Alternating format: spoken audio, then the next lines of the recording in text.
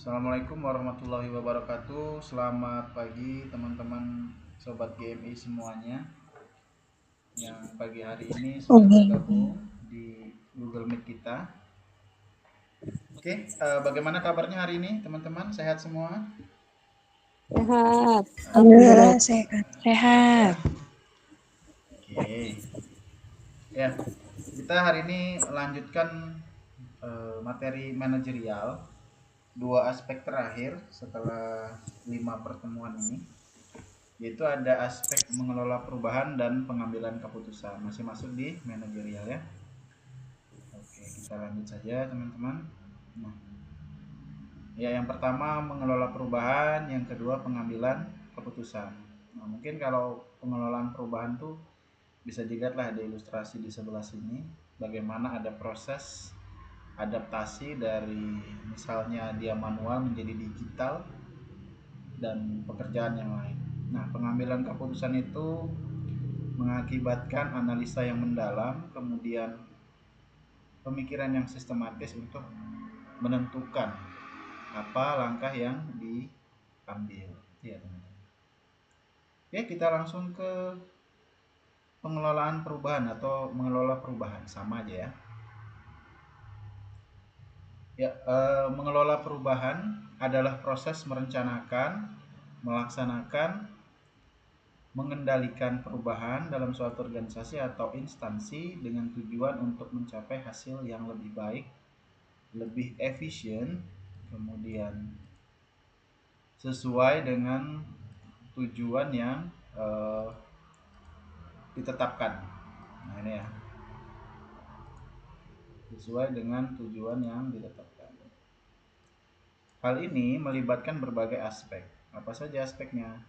Seperti yang saya sampaikan di awal tadi, ada adaptasi terhadap apa bentuk perubahan, baik yang bersifat teknologi, kebijakan maupun budaya. Ya, sedikit intermezzo saja. Saat ini kita sebagai calon ASN yang baru itu sedang dituntut untuk bisa mengelola perubahan yang terjadi terkait dengan eh, rapat dengar antara Menpan RB dan DPR kemarin ya, bahwa seleksi P3K itu baik tahap 1 dan 2 pengangkatannya ada di bulan Maret 2026. Nah, itu termasuk salah satu aspek ini, teman-teman. Mengelola perubahan. Siapa yang tidak bisa mengelola perubahan yang terjadi, maka dia tidak akan bisa untuk menjadi seorang ASN yang baik. Memang namanya abdi negara itu ya seperti itu. Harus nurut sama pemerintah. Ya walaupun kebijakan yang ada ini, kebijakan ini nih kadang-kadang tidak sesuai dengan kondisi masyarakat saat ini. Jadi tapi tetap kita harus bisa mengelola perubahan yang terjadi. Oke, ada yang mau ditanyakan teman-teman sebelum saya lanjutkan? Intinya di ini ya, di apa namanya, dipahami bersama bahwa mengelola perubahan atau pengelolaan perubahan itu adalah proses perencanaan, pelaksanaan, dan pengendalian. Itu ya, perencanaan, pelaksanaan, pengendalian. Untuk apa? Mendapatkan hasil yang baik, kemudian efisien sesuai dengan tujuan yang telah ditetapkan. Aspek yang masuk di dalam pengelolaan perubahan ini adalah adaptasi. Adaptasi terhadap apa? Adaptasi terhadap perubahan yang baik ya, bersifat teknologi, kebijakan maupun budaya. Jadi ini yang harus dihafalkan atau dipahami bersama. Saya ulang lagi, mengelola perubahan itu adalah proses untuk merencanakan, melaksanakan, dan mengendalikan suatu perubahan yang bertujuan mencapai hasil yang baik, efisien, sesuai dengan tujuan yang sudah ditetapkan. Aspek di perubahan adalah termasuk adaptasi terhadap perubahan yang bersifat teknologi, kebijakan maupun budaya. Oke, kita next saja. Oke, indikator perubahan ya, mengelola perubahan. Yang pertama ada kemampuan beradaptasi dengan berbagai bentuk perubahan. Pengetahuan dan keterampilan dalam mengikuti perubahan dengan arahan. Kemudian kemampuan proaktif dalam beradaptasi, mengikuti perubahan. Oke, untuk poin yang ketiga ini ya teman-teman, yang harus kalian pahami adalah seseorang itu harus lebih aktif dalam proses beradaptasi atau mengikuti perubahan. Jadi kalau ada kata inisiatif dan yang lain sebagainya itu bisa masuk salah satu indikator dari mengelola perubahan. Kemudian ada kemampuan membantu orang lain mengikuti perubahan. Nah, selanjutnya ada kemampuan memimpin perubahan dalam unit kerja. Yang keenam, kemampuan untuk menggalang dan menggerakkan dukungan pemangku kepentingan untuk menjalankan perubahan secara berkelanjutan. Oke, teman-teman ada yang mau ditanyakan terkait dengan indikator atau aspek yang ada di pengelolaan perubahan? Nggak ada? Coba sebentar saya cek dulu. Ada pertanyaan di kolom komen? Nggak ada? Aman? Tidak ya? Oke, lanjut aja. Oke, kita lanjutkan. Oke, sebentar. Nah, terkait dengan apa yang sudah saya sampaikan tadi, itu ini ya teman-teman ya. Bentar. Ini ngelag ya. Apa ini?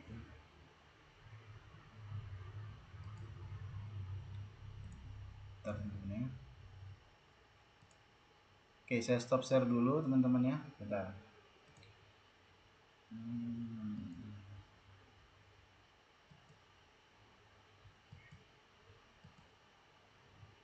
Apa ini? Ngelag ya. Oke.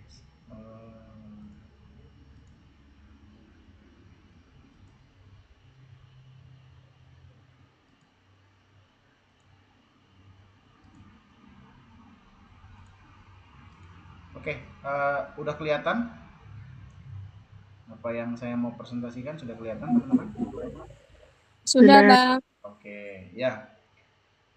Ini adalah bagian dari kamus Mansoswa atau petunjuk standarisasi pembuatan soal dari panitia seleksi. Ini kalau di kita ya, guru itu seperti silabus gitu ya teman-teman ya.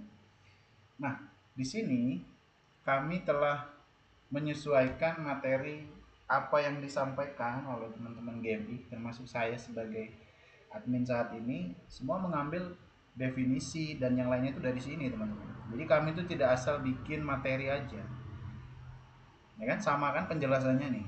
Kemampuan dalam menyesuaikan diri dengan situasi yang baru atau berubah tidak tergantung secara berlebihan pada metode dan proses yang lama. Tapi kami tidak persis sama. Kami rangkum dan udah bahas dengan Bang Hengki. Nah ini teman-teman, jadi untuk kompetensi aspek mengelola perubahan ini ada 5 level ya. Ada 5 level yang mana biasa indikator ini digunakan untuk pembuatan soal. Nah, oke, yang pertama ini ada mengikuti perubahan dengan arahan. Ini ada 3 indikator awal. Tapi biasanya untuk level 1 dan level 2 ini kadang-kadang jarang keluar soalnya. Kenapa? Karena dia lebih mengacu kepada ini, soal level 3. Kalau misalnya ada soal seperti ini ya, nih, menyesuaikan cara kerja lama dengan menerapkan metode atau proses baru selaras dengan ketentuan yang berlaku. Kalian pasti pernah mendapatkan soal yang di sebuah instansi terjadi perubahan yang masif misalnya. Atasan Anda meminta Anda beralih ke teknologi digital. Itu masuk di sini teman-teman, masuk di indikator yang ini. nomor 2. Berarti kalau soal-soal yang itu levelnya masih di level 2. Nah, nanti sudah berkembang lagi itu masuk di level 3. Membantu orang lain mengikuti perubahan. Contohnya apa di sini? Menyesuaikan prioritas kerja secara berulang-ulang jika diperlukan. Mengantisipasi perubahan yang dibutuhkan oleh unit kerja secara tepat. Nah, ini indikator 3.3 ini yang kalau saya bilang masuk soal menengah atas. Yang rada sulit kalau misalnya pengantar soalnya itu panjang. Saya pernah buat soal yang seperti ini beberapa dan saya lihat dari 100 orang yang menjawab, yang benar itu tidak sampai 20%. Masih banyak yang salah, yang terjebak di pengantar soal yang saya buat.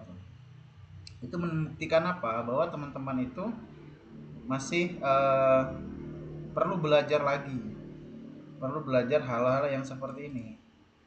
Merumuskan kembali prediksi apa nanti soal yang akan keluar, teman-teman. Seperti ini.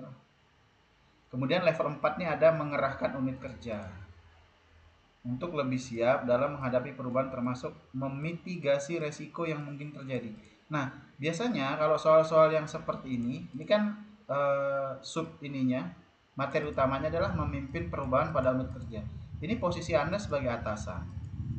Kalau yang level 3 sebagai rekan kerja, level 5 ini sebagai direktur utama atau owner bisa, pemimpin bisa. 4 5 ini masuk di ranah pemimpin, 3 ini rekan kerja. Yang nomor 2 ini individu. 1 dan 2 ini individu. Kan di sini mengikuti perubahan dengan arahan. Kemudian proaktif beradaptasi. Nah, ini lebih ke posisi Anda sebagai karyawan dihadapkan pada sebuah regulasi atau aturan, apakah Anda bisa menyesuaikan diri atau tidak gitu, teman-teman. Jadi soal ini berjenjang 1 2 3 sampai ke 5. Nah, teman-teman bisa lihat. Oke. Kalau ada yang mau screenshot atau di ini boleh lah dari sini dulu. Kalau mau di capture boleh. Saya hitung sampai 3 ya. 1 2 3. Oke, saya lanjut ke bawah. Silahkan di capture. Oke. 1 1 2 3. Udah ya. Ke bawah lagi. 1 2 3. Oke, cukup ya teman-teman ya. Oke, saya stop share dulu. Kita kembali ke materi yang tadi, yang materi utama. Oke, udah kelihatan teman-teman? Sudah, Mas. Oke. Ya, ada yang mau ditanyakan teman-teman sebelum saya beralih ke bagian selanjutnya terkait dengan hal yang tadi, dari indikator atau aspek, kemudian pengertian secara umum dan secara khususnya tadi terkait dengan mengelola perubahan. Ada yang tanya? Nggak ada? Cukup? Saya boleh izin tanya, Mas. Boleh Mas Rifki, silahkan. Sebelumnya terima kasih, Mas, atas kesempatannya. Mohon izin saya tanya yang tadi, yang level 1, 2, 3, 4, 5. Apakah semakin tinggi level itu berarti menandakan HOTS gitu, Mas? Dan saya masih nggak paham, Mas. 5.1, 5.2, 5.3 dan cara mengetahui soal tersebut di tingkat level mana itu kayak gimana, Mas? Saya masih belum paham mengenai kamus ini Mahasiswa itu. kompetensi manajerial ini nggih. Iya, oke. Oke, itu aja Mas pertanyaannya. Iya, Mas. Oke, makasih. Oke, Mas Rifki dan teman-teman yang lain, tadi kan saya sudah sedikit menyinggung terkait dengan level 1 sampai 5. Kemudian ada indikator perilaku yang di sebelah kanan. Ini teman-teman yang sudah ikut Reward GMI kan udah saya share kembali, kamus mahasiswanya boleh dibuka. Tadi sudah ada yang screenshot juga boleh dilihat kembali ya.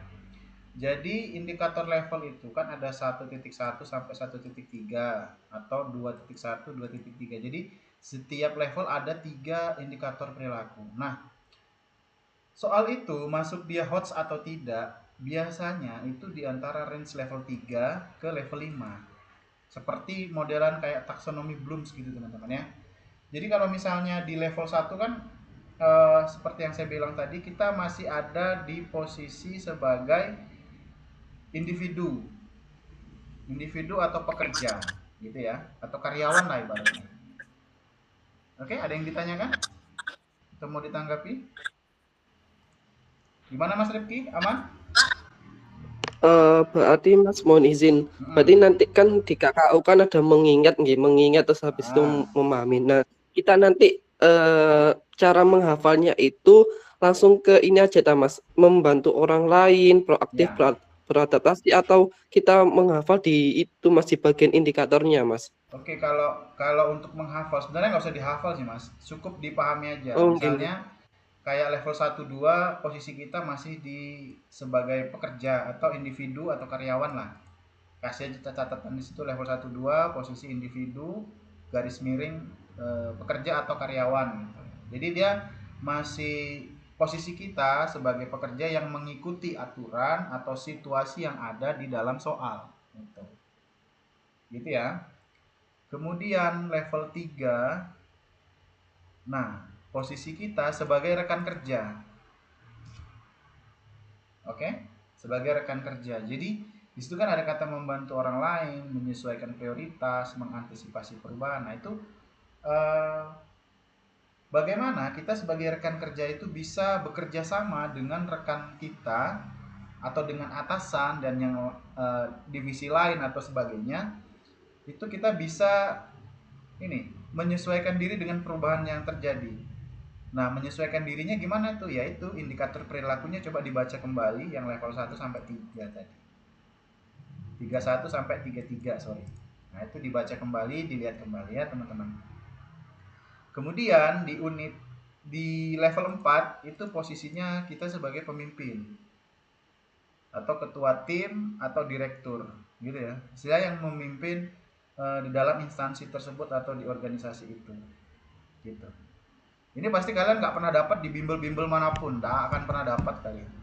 Cobalah. Nggak ada kalian dapat ini. Cuman ada beberapa channel YouTube yang membahas tentang kamus mahasiswa ada. Tapi cara membahasnya bagaimana saya nggak terlalu tahu ya teman-teman. Kan beda ini ya, beda beda pembawaan dan beda pemahamannya tentang itu. Tapi intinya sama. Gitu teman-teman. Oke Mas Rifki, ada lagi yang ditanyakan? Kalau nggak ada kita next aja. Terima kasih Mas. Oke. Bagus pertanyaannya Mas Rifki, untuk teman-teman yang lain juga. Nah, kita lanjut teman-teman ke tips dan trik ya teman-teman. Oke. Untuk tips dan trik ini teman-teman, silakan boleh dibaca ya. Perhatikan kata kunci seperti ada kata mendukung, memimpin, melaksanakan inisiatif perubahan. Oke. Nah, kata-kata yang ada di dalam tips dan trik ini itu sudah pecahan atau hasil pembahasan dan pembedahan dari kamus mahasiswa tadi. Jadi materi yang kami punya ini sudah kami pilah-pilah, kemudian kami sederhanakan menjadi PPT ini teman-teman. Gitu. Kalau dikasih kamus mentah kayak tadi kan kalian bingung tuh. Makanya kami bedah ini sudah. Kemudian, nah ini nanti pada pilihan jawaban yang mencerminkan kemampuan itu cari yang ada beradaptasi dengan berbagai bentuk perubahan. Kalau kita bisa beradaptasi di pilihan jawaban itu, nah itulah jawaban yang benar. Kemudian cari jawaban yang menunjukkan kemampuan untuk apa? Mengikuti perubahan dengan arahan dan proaktif beradaptasi. Jadi harus aktif dalam beradaptasi.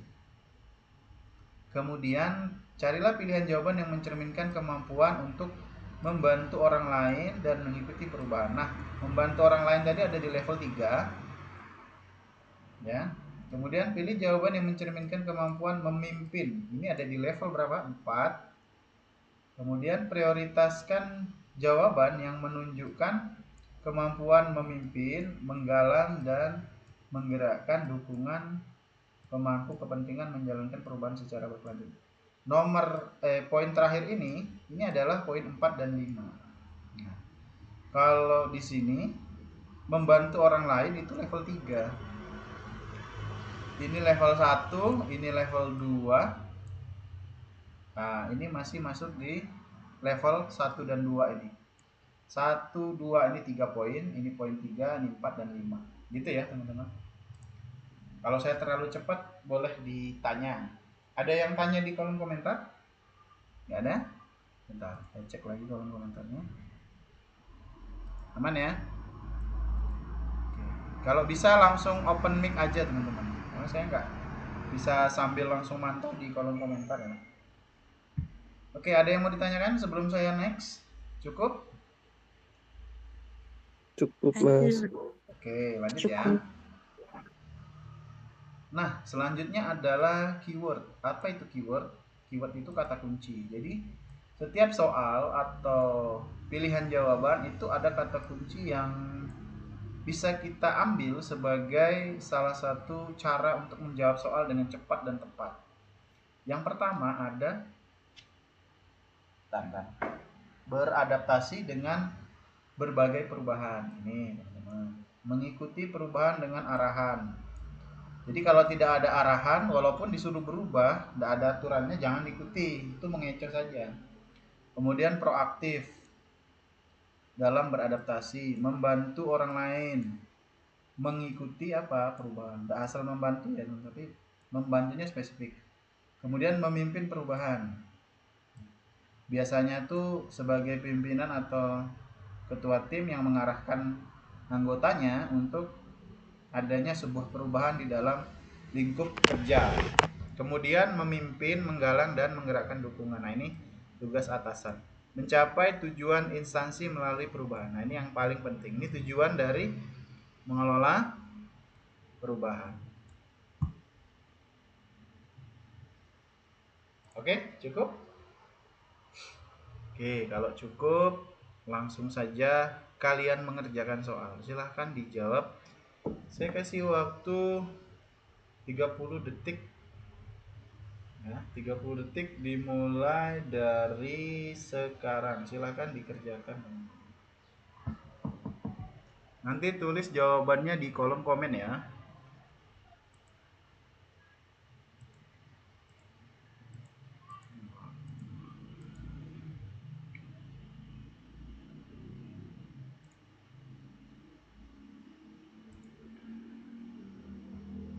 Hilang, Bang. Oke. Kenapa? Hilang. Ngeblank. Ngeblank. Soalnya nggak keluar. Nah, ini sudah. Oke, sudah. Sudah. Sorry. Ngeblank ya. Oke, tadi saya sempat ngintip ada yang jawab A gitu ya. Lihat.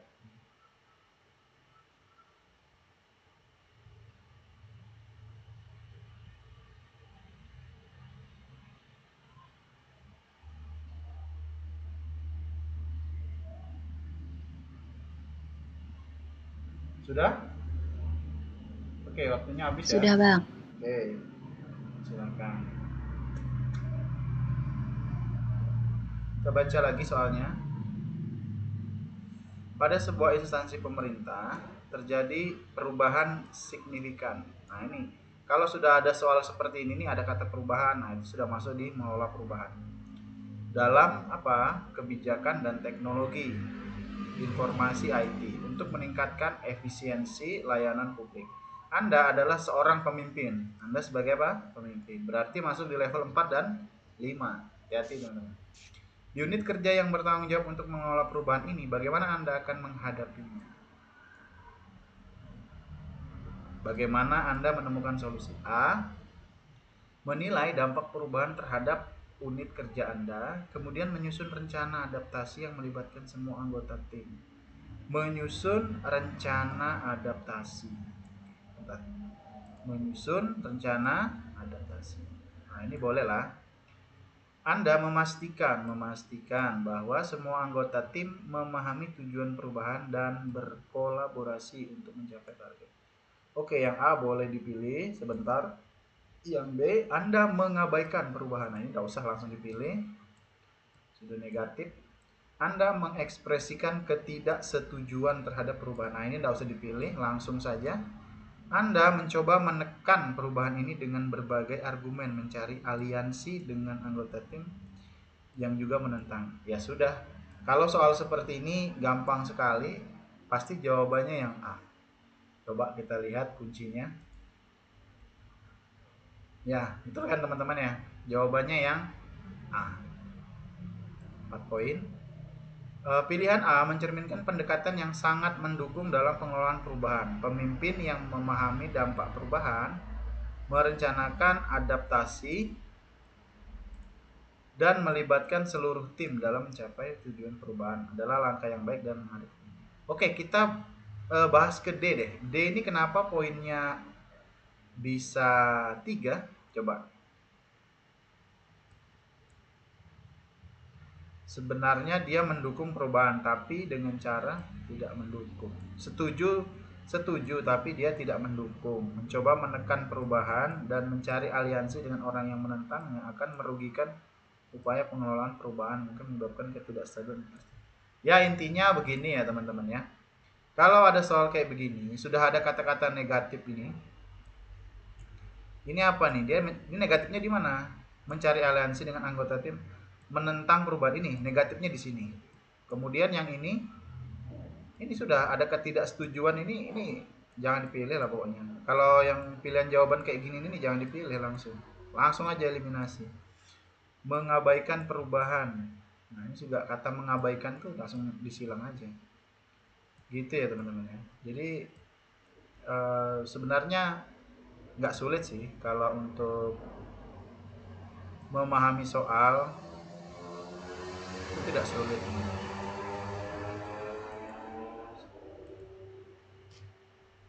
Oke, aman ya. Kalau aman, saya lanjutkan ke selanjutnya. Ada di pengambilan keputusan. Pengambilan keputusan. Oke. Yes or no? Ya atau tidak? Oke, kita lihat ya.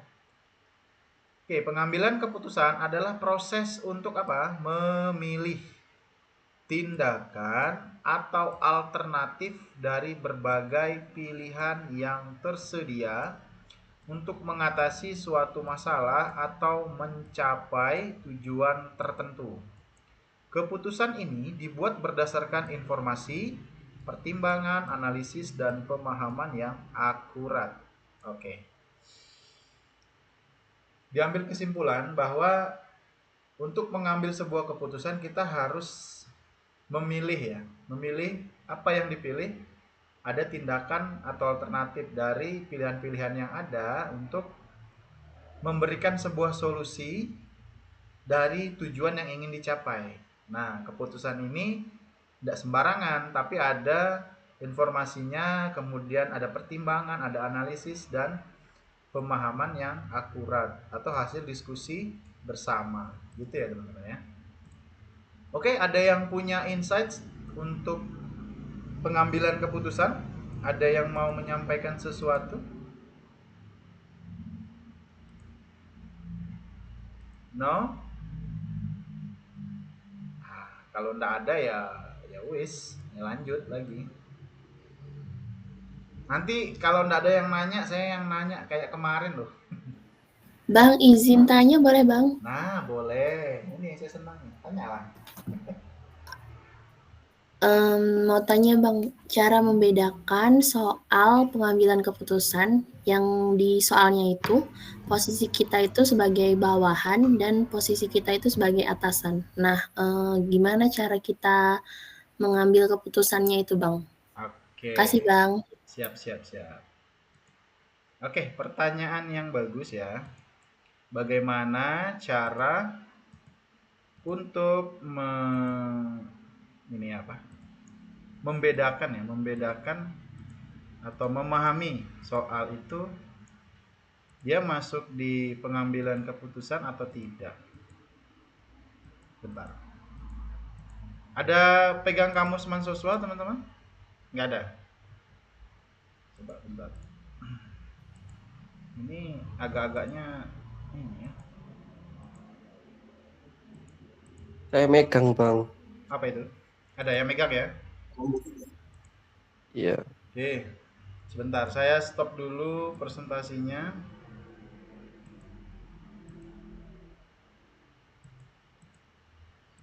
Hmm. Ini laptop punya agak-agak error nih. Kelihatan kah, teman-teman? Kalau ada yang megang, Kelihatan. silahkan dibaca di level berapa tadi, pemimpin ya? Posisi sebagai pemimpin ya? Ya Bang. Ulang lagi pertanyaannya tadi, membedakan soal pengambilan keputusan saat kita posisi sebagai pemimpin gitu ya? Pemimpin dan pada saat kita sebagai bawahan, Bang. Oh, ya beda. Seperti yang saya jelaskan tadi, coba dibuka kamus mahasiswanya yang sudah ikut TO pasti punya. Nah, bisa dilihat teman-teman. Nanti kalau kalian mau ini ya, mau review lagi, boleh lihat di YouTube saya aja lah. Ada nanti di situ saya jelaskan. Nah, ini level 1, level 2 dan level 3. Level 1 ya. Level 1 itu kan saya bilang pasti posisi kita sebagai seorang karyawan atau bawahan. Nah, di sini di level 1 itu ada mengumpulkan informasi untuk bertindak sesuai kewenangan. Nah, bertindak sesuai kewenangan berarti posisi kita di situ adalah sebagai karyawan, sebagian besar sebagai karyawan. Kenapa?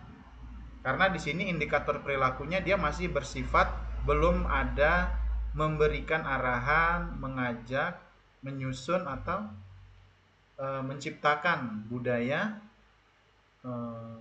pengambilan keputusan, belum ada. Yang kedua di sini menganalisis masalah secara mendalam. Ini masih di level karyawan. Belum ada di level pemimpin. Pokoknya yang level pemimpin itu adalah di level 4 dan 5. Di level 4, coba lihat di situ. Di situ kan ada menyusun dan memutuskan konsep penyelesaian masalah, melibatkan seluruh fungsi organisasi, menghasilkan solusi, membuat keputusan. Nah, itu kan untuk pemimpin semuanya. Kalau kemudian yang kelima itu menghasilkan solusi yang dapat mengatasi masalah jangka panjang. Menghasilkan solusi strategis berdampak tataran instansi atau nasional. Membuat keputusan kebijakan yang berdampak nasional dengan memitigasi resiko yang mungkin timbul.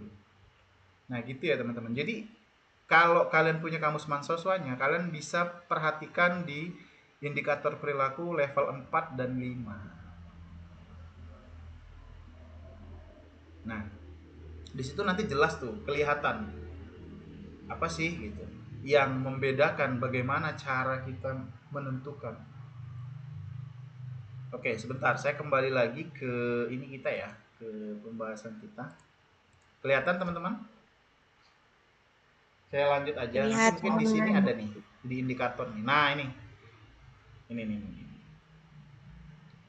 Tadi kan saya bilang untuk yang level pemimpin yang mana? Coba perhatikan nomor 1 sampai 9 yang masuk di indikator 4 dan 5 itu nomor berapa? Saya tanya. Sekarang kalian silahkan dibaca. Ayo kritis.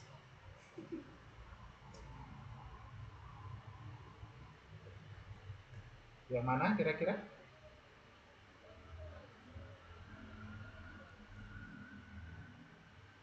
Nomor 9 itu level 5.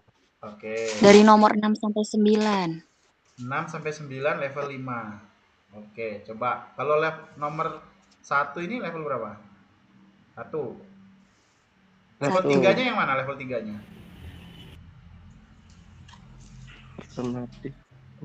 Di Ayo. 3 sampai 5.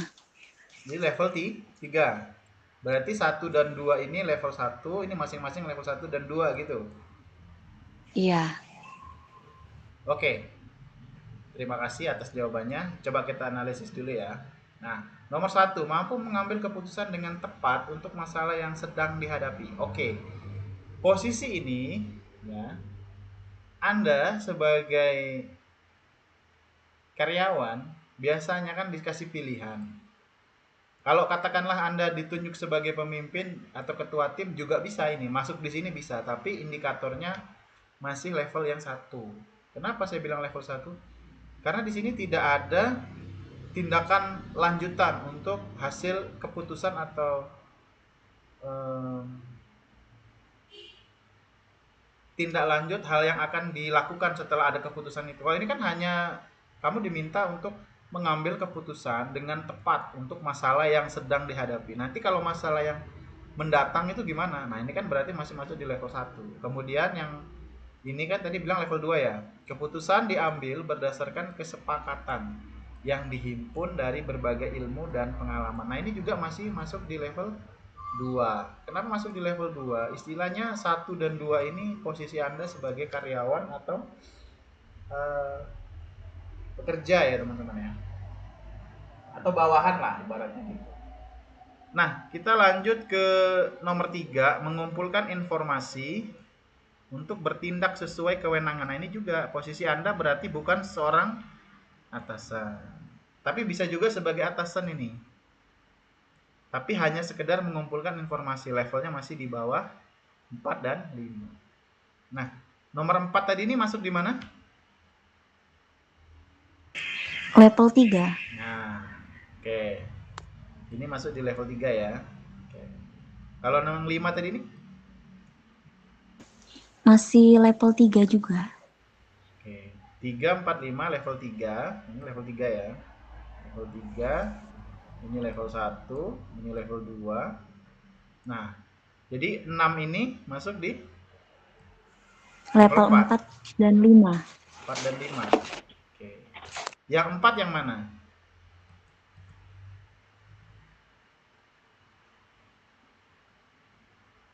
Ya, 6 dan 7. Ya, 6 dan 7 masuk 4. 8, 9 masuk 5 gitu ya. Oke, bisa. Ya, jadi intinya untuk memahami ini kamu harus baca kamusnya, harus lihat. Gimana sih cara memahaminya? Gampang aja sebenarnya. Patokannya ada di level deskripsi, kemudian indikator perilaku yang ditampilkan. Nanti kelihatan di situ. Ini masuk yang mana gitu. Cobalah kamu ambil satu soal yang tadi deh yang kita bahas ya, coba. Nah, ini masuk di level berapa nih? Oh sorry, belum ada ya soalnya ya. Nanti deh kita kasih soal lagi. Sorry, nanti lagi kita kasih soal ya. Kita lanjut aja ke tips dan trik. Oke, yang mau screenshot silakan screenshot. Kalau mau dibaca dulu deh teman-teman. Nanti baru saya jelasin lagi.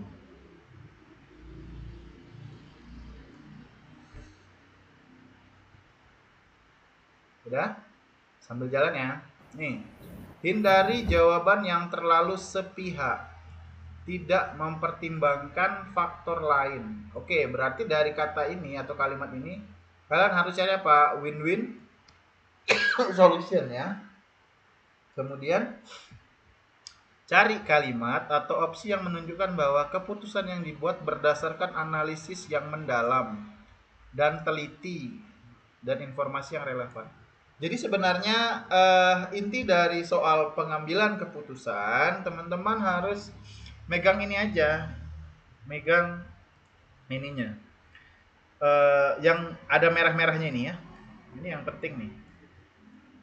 Mau dia level 1 sampai level 5, unsur-unsur ini harus ada gitu. Jadi keputusannya itu tidak boleh asal aja, dia harus ada win-win solutionnya, ada faktor-faktor yang dipertimbangkan. Kemudian keputusan yang dibuat itu juga berdasarkan analisa yang mendalam, teliti dan informasinya relevan, rujukannya relevan, tidak asal ambil informasi gitu ya. Kemudian pilihan yang menekankan tanggung jawab dalam mengambil keputusan, menunjukkan kesadaran terhadap konsekuensi keputusan. Nah, jadi harus ada pemahaman terhadap ini tadi, faktor dan apa yang akan terjadi di next hasil keputusan itu setelah diambil gitu. Jadi ada konsekuensinya. Sudah memikirkan itu semua, barulah muncul yang ini tadi, win-win solution. Pilihlah jawaban yang melibatkan banyak pihak. Maksudnya gimana? Adanya proses demokratis atau rapat bersama, diskusi gitu teman-teman ya. Intinya ada kesepakatan. Ini dia. Selanjutnya Pilih jawaban yang menunjukkan tanggung jawab dalam mengambil keputusan dan mempertimbangkan resiko keberhasilan dalam implementasi. Jadi selain kita itu bertanggung jawab, kita juga harus mempertimbangkan resiko dan keberhasilannya. Kalau dia tidak tinggi, chance berhasilnya jangan diambil. Ya intinya hal-hal inilah yang harus kita pahami. Hal-hal inilah yang harus kita pegang untuk menjawab soal seperti itu. Oke, ada yang mau ditanyakan? Cukup? Bang, saya izin nanya. Boleh, silakan. Ya, ini mungkin pertanyaannya pada kondisi kita pada level 1 dan 2 yaitu sebagai pegawai atau karyawan Iya, jika boleh. kita diberikan pilihan antara kepentingan keluarga dan kita juga bertanggung jawab kepada kepentingan Instansi. sebuah kerjaan, instansi gitu. Nah, dua-duanya itu sama-sama urgent, tapi ketika kita mendapatkan soal seperti itu, tip and triknya seperti apa, Bang? Kadang saya masih sering terkecoh untuk mendapatkan poin tertingginya, karena saya masih bingung membedakan kayak pemilihan jawaban yang paling tepatnya seperti apa, seperti itu. Oke. Mungkin itu, Bang. Oke, siap. Makasih, pertanyaan yang sangat bagus. Oke, jadi seperti yang saya sampaikan tadi yang sudah dijelaskan ini ya. Jadi kalau misalnya ada soal pilihan antara keluarga atau pekerjaan, nah ini kita harus mempertimbangkan faktor yang relevan ini. Pilih opsi yang menunjukkan nih keputusan berdasarkan analisa. Kemudian misalnya ada diskusi dengan keluarga kan. Nah, diskusi dengan keluarga itu hasilnya apa? Apakah dia win-win solution atau tidak? Kalau dia tidak win-win solution jangan diambil. Utamakan kalau bisa itu dua-duanya bisa berjalan atau misalnya bisa beriringan. Tapi kalau memang tidak ada, pilihlah yang merujuk pada instansi. Tergantung kalimat ininya ya, kalimat soalnya. Intinya kita bisa mempertimbangkan nih resikonya nih. Kalau misalnya dia diambil keputusan untuk milih keluarga, resikonya apa? Pekerjaan tidak selesai misalnya. Wah, itu jangan dipilih. Kalau kita memilih pekerjaan, berarti kita mengabaikan keluarga kita. Nah, untuk aspek manajerial, saya hanya bisa bilang utamakan itu tugas yang utama. Karena dalam aspek P3K ya, dalam soal-soal P3K itu kan manajerial satu kesatuan tuh antara integritas, kemudian mengelola perubahan, kerjasama, komunikasi, dan terakhir pengambilan keputusan itu saling terkait. Jadi kalau bisa diutamakan untuk instansi atau pekerjaan. Tapi lihat juga di pilihan jawabannya ada nggak win-win solution yang bisa menggabungkan antar kepentingan perusahaan atau instansi dengan keluarga. Biasanya kalian dikecoh dengan kata janji, ya kan? Anda telah berjanji gitu kan. Nanti dipilih lagi jawabannya tuh. Kalau misalnya apa namanya kalimatnya itu bukan arahan langsung, jangan dipilih. Kalau ada kata atasan memerintahkan Anda, wah itu harus didahulukan apanya? Tugasnya. Tapi kalau atasan mengajak Anda, nah itu masih bisa dipertimbangkan untuk memilih keluarga jika ada kalimat atau keterangan janji gitu ya. Mungkin itu kali ya soal yang kamu bingungkan dia. Kalau tidak salah saya pernah juga itu mengerjakan soal kayak gitu. Iya, betul, Bang. Nah, soal itu tuh masih masuk di poin 1 dan 2, tapi bisa 3 juga bisa. 3 lah itu masuk poin 3 itu. Karena kita mempertimbangkan kan. Dikasih pertimbangan. Oke, ada lagi pertanyaan? Pertanyaannya bagus nih. Kak mau tanya. Boleh, Mau tanya silakan. Masih menyambung pertanyaan pengambilan keputusan tadi, Kak. Nah, tadi kan solusinya kalau misalkan bisa win-win solution. Nah, kadang di pilihan jawaban itu juga ada jawaban yang mengatakan kalau misalkan kita harus mengerjakan instansi terlebih dahulu, kemudian menyusul ke acara keluarga. Pribadi, nah, itu apa kepentingan pribadi.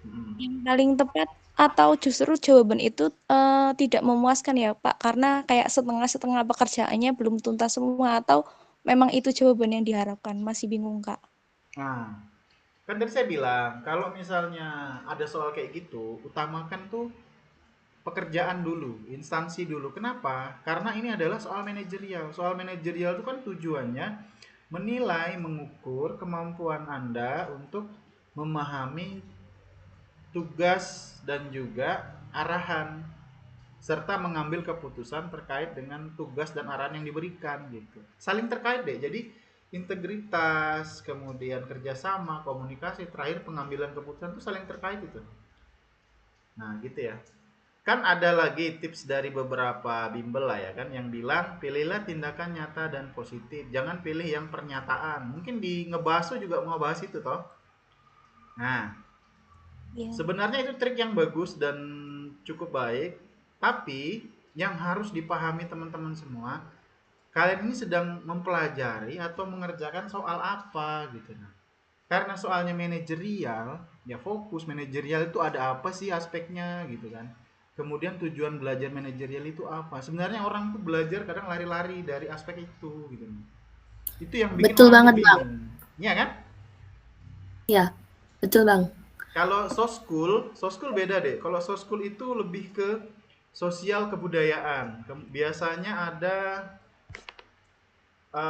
kebudayaan A dan B. Kamu harus bisa beradaptasi. Intinya soskul tuh membina hubungan kita sebagai nanti seorang ASN itu bisakah beradaptasi dengan sosial kebudayaan yang dikaitkan dengan pekerjaan kita sehari-hari gitu. Gimana sikap kita sebagai ASN untuk bisa merespon hal tersebut? Kalau yang saya pahami, menurut pendapat saya seperti itu. Mungkin teman-teman punya pendapat yang lain, ya monggo. Gitu ya, kalau saya begitu. Itu yang saya sadari sih setelah mempelajari soal-soal P3K itu, oh ternyata intinya itu seperti ini, yang dipelajari itu begini gitu. Kalau wawancara, ya wawancara itu lebih ke menggali kejujuran, kemudian moralitas, kepatuhan, kemudian pertimbangan pribadi. Kita itu kalau dikasih sebuah kasus atau mengalami sebuah kejadian, apa yang akan kita respon, apa tindakan kita untuk memberikan solusi terhadap hal itu sesuai dengan jabatan. Jadi dia berjenjang tuh. Jadi jangan diremehkan ya soal wawancara tuh. Pertama kan manajerial, kemampuan kita untuk memahami terkait bidang pekerjaan kita gitu.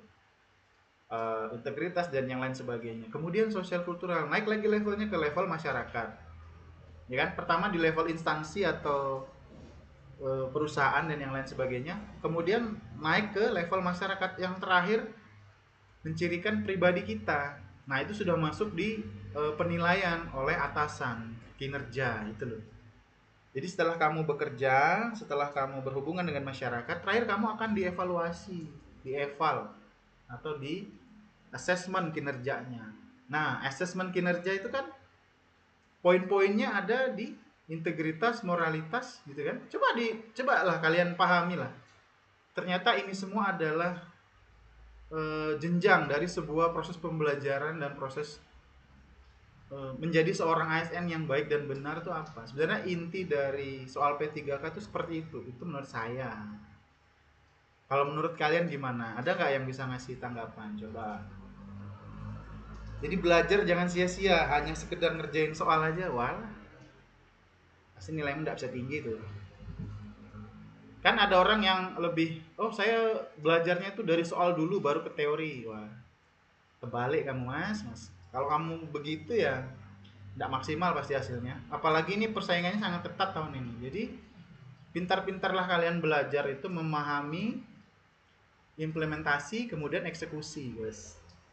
Kata-katanya seperti itu. Kayaknya bisa sudah saya bikin bimbel ya. Buka bang. Udah, nanti aku daftar. Nanti Buka, aja Bang. kalau sudah lulus P3K tahun depan adik-adik itu boleh daftar kalau bikin bimbel. Ini aja dulu. Kalau tes nanti nilainya bagus, top score, nah boleh lah, ada bukti kan. Kita tuh harus kasih bukti dulu, jangan janji-janji, nanti omong-omong. Mantap itu. Oke, kita lanjut ya. Nah ini, Lanjut. untuk menambah pemahaman kita, ini ada nih keyword atau kata kunci yang harus dipahami teman-teman ya. Apa sih kata kuncinya? Nah ini, mengambil keputusan dengan tepat, kesepakatan berdasarkan ilmu dan pengetahuan. Jadi membuat kesepakatan tidak sembarangan ya, ini ada dasar-dasarannya. Kemudian pengumpulan informasi yang relevan. Relevan tuh ya sesuai dengan fakta, kemudian ada kajiannya gitu ya. Analisis mendalam, ini analisa. Membandingkan alternatif. Nah, ini mungkin pertanyaan kalian berdua tadi itu masuk di sini nih, membandingkan alternatif solusi kan dari pilihan jawaban itu. Nah, untuk membandingkan ini ya harus punya ini. Tadi saya bilang ada analisisnya, kemudian ada ilmu pengetahuan dan pengalamannya. Maksudnya istilahnya kita kayak jawab soal tuh kayak dilatih menganalisa gitu nah. Saya nggak mau buka semuanya deh, nanti kan strategi masing-masing deh kalian ya. Kalau saya buka semua, wah enak kalian. Ya, kita Buka punya aja, trik Bang. masing-masing ya. Ustaz. Kenapa itu?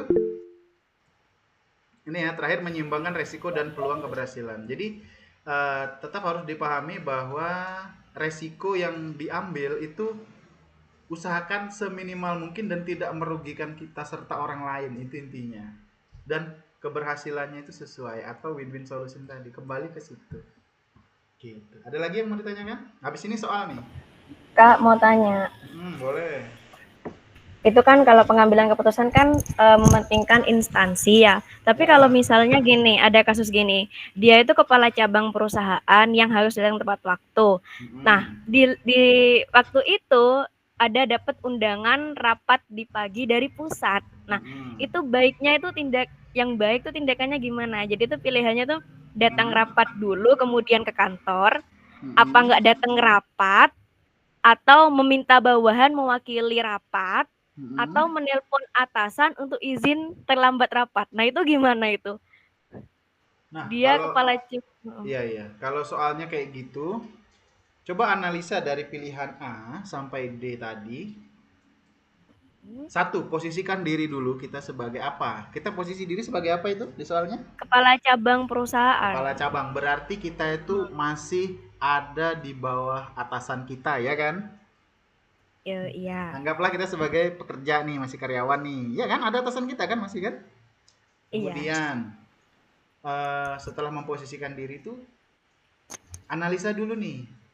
Apa dampak atau resiko yang kita akan terjadi jika kita misalnya pilih jawaban A, B, atau C gitu, atau D tadi. Coba lihat dulu. Coba di scoop lagi, di scoop. Yang negatifnya yang mana? Terlambat. Yang negatifnya itu tidak datang rapat. Nah, itu jangan dipilih, langsung eliminasi. Terus, sisa 3 nih. Terus meminta bawahan mewakili rapat.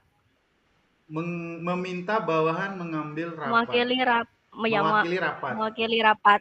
Nah, redaksi kalimat soalnya, apakah kita wajib menghadiri rapat?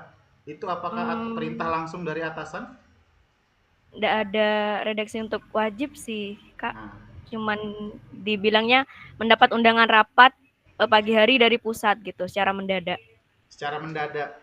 Nah, Iya. oke, berarti kalau misalnya kita mendelegasikan sama bawahan, nggak boleh. Eliminasi. Tinggal 2 nih, apa? Iya. Tinggal 2 nih. Satunya? Datang rapat dulu, kemudian ke kantor. Heeh. Atau menelpon atasan izin terlambat rapat. Nah, menelpon atasan izin terlambat rapat, itu urgensinya apa? Pasti dikecoh sama harus datang tepat waktu, ya toh? Iya. Aduh, itu soal-soal Iya itu. gemes tuh. Itu ada jawabannya sebenarnya. Cuma Jawaban nggak yang dibahas paling di benar dari YouTube dia gitu. apa? Di itu menelpon atasan untuk izin terlambat rapat. Cuman Nah, bingung karena nggak ada penjelasannya gitu, Oke. Kakak. Sebentar, saya bantu. Tadi kan kita sudah berhasil ya mengeliminasi berapa jawaban? 2 jawaban yang nggak tepat kan? Iya. Iya. Itu berarti kamu sudah di track yang benar. Tinggal milih antara kamu nelpon atasan izin terlambat atau tadi satunya apa? Datang rapat dulu kemudian kantor. Nah, oke. Kenapa jawabannya menelpon atasan karena terlambat? Karena kamu kan harus absensi. Kalau nggak absensi, kamu nggak terhitung kerja. Itu masuk di manajerial aspek apa tuh? Ini Integritas. pengambilan keputusan ya? Oh, bukan Iya, bukan. integritas ya? Maksudnya itu terkait dengan integritas tadi. Jadi kita melogikakannya juga deh. Jadi menjawab itu enggak sekedar gitu aja. Itu penjelasan singkatnya dari aku ya. Kenapa kita nelpon atasan, izin terlambat? Kata kuncinya adalah mendadak. Nah, itu dia. Coba nyambung nggak? Kalau ada informasi mendadak tuh kan kamu nih sudah posisinya nih lagi di jalan nih, sudah dekat kantor nih. Tiba-tiba ada Iya. rapat mendadak. Kalau di situ ada Zoom, nah itu pilih yang ada Zoom, pertemuan online. Makanya Iya. kita nelpon atasan dulu, izin terlambat karena kita harus absensi. Kalau logikanya tuh begitu. Kalau saya ya. Oke, gimana? Terjawab nggak? Iya, kejawab. Kak, Nah, makasih. paham kan? Iya, paham. Oke, jadi kalau ada kalimat atau kata yang negatif kayak tadi, silang aja itu, jangan dipilih itu. Itu menjebak dan apa ya? Membahayakan ini tuh. Iya. Ya itu saya bingungnya antara dua itu, datang rapat dulu kemudian kantor, apa nelpon atasan izin terlambat. Itu masa Kalau yang nelpon atasan izin datang rapat terlambat. dulu poinnya berapa? Ada nggak deskripsi poinnya? Itu satu. Satu. Yang tiga Iya. apa? Sebentar. Yang tiga itu Meminta bawahan. Mewakili yang rapat gitu kan? Atau meminta bawahan. iya kan, betul kan? Iya. Ya, berarti kan intinya kita tuh harus datang dulu ke kantor. Fungsinya untuk apa? Absen gitu loh. Ya. Oke, dapat Kak. ya kuncinya ya. Terima kasih. Iya, dapat. Nah, itulah apa namanya ya? Yang tersirat. Nah, kalau belajar bimbel yang membahas yang tersirat tuh, itulah dia kata kunci tersirat. Udah, nanti kebongkar semua, nanti aja bimbel tuh. Lupa berapa, Bang? Bang, ini Bagi-bagi tinggal sama. 2 menit gimana Iya. limitnya? Kenapa? Limitnya tinggal 2 menit lagi. Oh iya. Oke, soal dulu ya, soal dulu. Kerjain. Nah, silakan. Secepat yang kalian bisa. Bantulah kita biar lolos. Ya, akulah juga nih sambil belajar. Aku juga belum lolos ini tahun lalu, kalah sama honorer. Terus terang aja.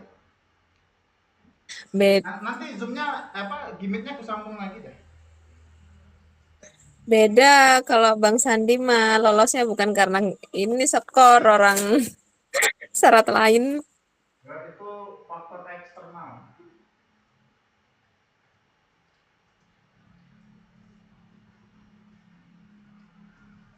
Udah kan?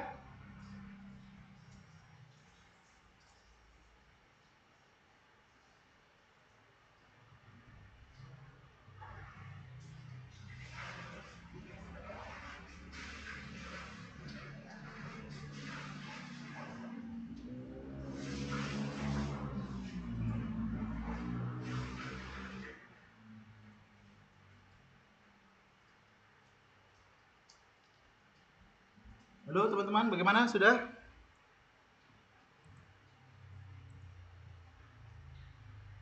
Oke, kalau sudah saya stop dulu ya zoomnya ya. Gimmicknya nanti saya lanjutkan lagi ya.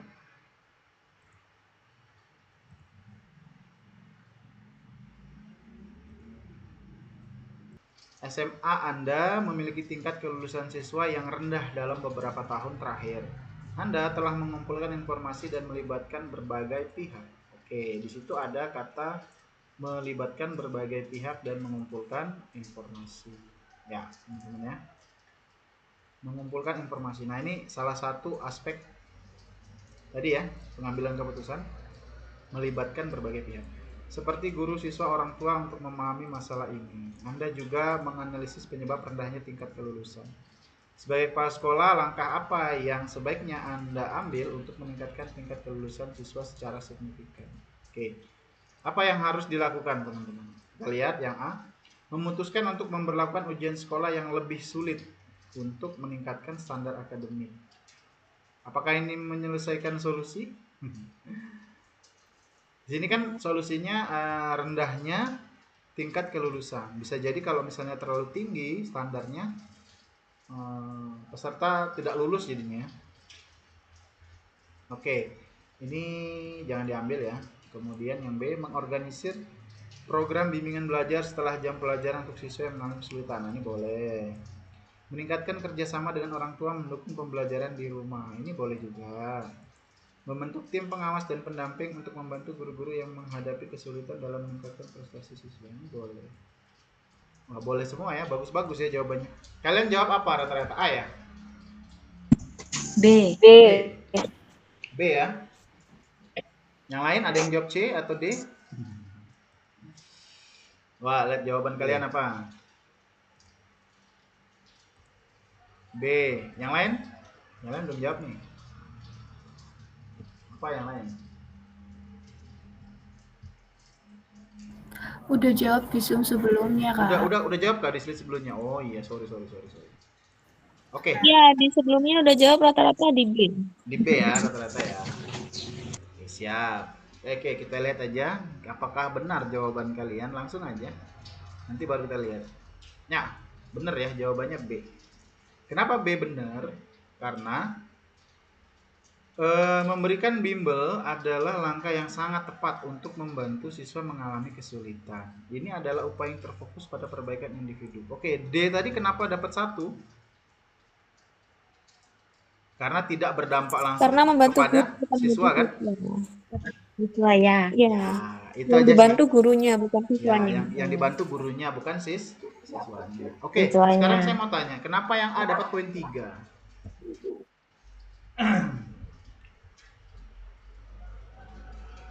Kenapa dapat 3 poinnya? Terus yang C ini kenapa 2 dia? Karena yang C ini dia berfokus melibatkan orang tua. Karena orang tua itu perlu diberi bimbingan kembali. Apa sih yang harus dibimbing untuk anaknya gitu. Perlu proses yang rumit ya. Sebenarnya poin 3 ini yang di sini nih masih terlalu membingungkan untuk jawabannya. Kenapa saya bilang? Kenapa saya bilang nggak usah dipilih. Kalau standar akademiknya dinaikkan, sementara siswa ini banyak yang rendah tingkat kelulusannya, itu kan malah kalau soalnya kan lebih sulit. Ini dia buat lebih sulit kan? Bentar. Iya. Ujian sekolah yang lebih sulit. Kalau misalnya ujiannya lebih sulit, tambah rendah lah tingkat kelulusannya, gimana? Nah, itu kadang-kadang pembuat soal itu juga bingung untuk memberikan poin. Ini sebenarnya apa tujuannya? Untuk mengecoh saja nih. Yang C ini kan, kemudian yang D, yang A ini sebenarnya pengecoh untuk kalian gagal dapat poin 4 sebenarnya. Kalau di sini kata kuncinya apa sih? Ini bimbel programnya ini yang berdampak langsung untuk siswa. Itu ya, jadi menyederhanakan soal itu sebenarnya tidak sulit, tapi harus dipahami kata kuncinya tadi. Kata kuncinya di sini masalahnya penyebab rendah tingkat kelulusan. Nah, di sini yang diminta apa langkah yang sebaiknya diambil? Apa langkah Anda meningkatkan tingkat kelulusan siswa secara signifikan? Berarti kan dia mau tindakan apa yang dilakukan supaya dia cepat naik tingkat kelulusannya, gitu. Oke, cukup ya. Mungkin bisa dipahami dengan tidak terlalu sulit soalnya. Nih, teman-teman kalian harus dukung saya untuk di subscribe aja channelnya, kasih like, kasih komen. Oke, ditunggu ya. Bentar saya mau buatkan soal-soal baru nih. Nanti kalian kerjakan ya. Soalnya Semangat udah ada. Bang. Kemarin saya belum sempat aja uploadnya. Oke, yang saya janjikan kemarin soal apa aja? Ini ya, yang baru nih kan ya. Mengelola perubahan, pengambilan keputusan, orientasi pada hasil, sama apa yang kemarin? Apa yo? Pelayanan publik. Ada 4 ya. Ada 4. Nanti mungkin saya buat satu video 2 aspek gitu. Jadi biar enggak terlalu banyak videonya. Oke ya, ditunggu aja untuk ini. Tolong dukung admin untuk di subscribe, like, sama kasih komen. Oke, terima kasih teman-teman yang sudah hadir. Kalau ada yang mau ditanyakan, silakan ditanyakan dulu, kita diskusi. Saya kasih waktu, masih boleh. Teman-teman silakan. Saya mau tanya. Boleh. Kemarin saya sempat dapat soal tuh Bang, beberapa yang kayaknya tapi saya nggak terlalu ingat nih pilihan-pilihannya, tapi inti dari soalnya itu dia itu kita ini kalau nggak salah itu jadi pemimpin, terus diminta untuk memilih tentang yang ada 2 pilihan. Dia itu yang pertama itu kayak memilih distributor, yang satunya itu tidak memilih. Nah, pilihan-pilihan jawabannya itu kan ada A, B, C. Nah, di A-nya itu kayak pilihan pertama di soal, di B itu pilihan kedua di soal, terus ada pilihan lain C dan D. Nah, ada satu soal yang saya kerja itu dia itu jawabannya bukan pilihan dari keduanya. Tapi pada saat di soal yang berikutnya saya terapkan yang itu yang ada kan yang kamu win-win kirim saya ini solution. kan? Yang ini? Kayaknya sih. Iya, Anda bekerja di sebuah perusahaan itu ya? Gitu ya? Oh, Bang, siap. Oke. Bentar, aku ambil dulu soalnya ya, nanti ku tampilkan di sini. Iya, Bang. Oke.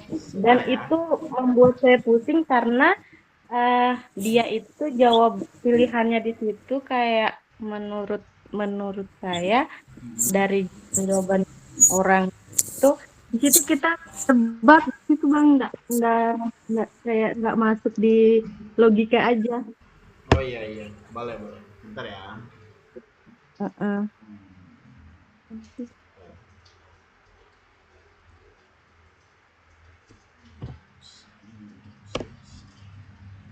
Bagus kok, soal yang kamu kasih itu bagus. Nanti ini boleh kita langsung bahas aja sama teman-teman yang lain kan ya, supaya Iya Bang. Yang lain juga bisa ini nih, ngasih pilihan jawaban dan juga alasannya gitu kan. Bentar ya. Ini.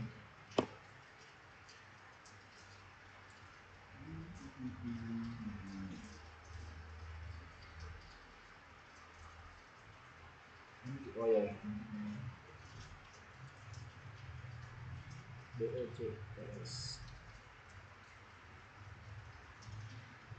Oke, sambil nunggu soal, teman-teman yang lain ada nggak soal yang mau dibahas gitu dari kalian lah?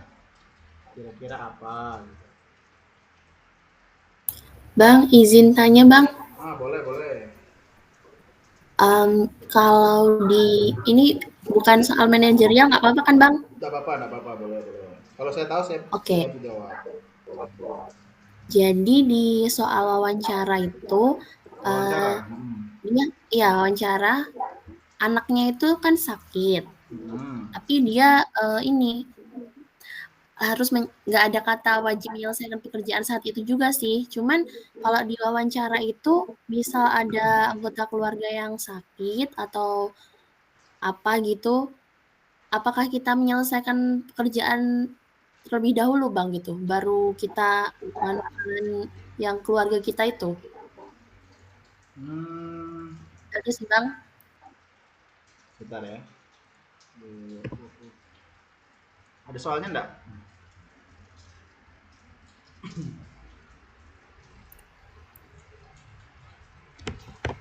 Nggak ada sih Bang, itu saya kemarin di salah satu ini ya, platform latihan soal ya. Iya betul. Oke lah, apa-apa ya. Apa itu soalnya Murti ini tadi nih. Nah, sabar.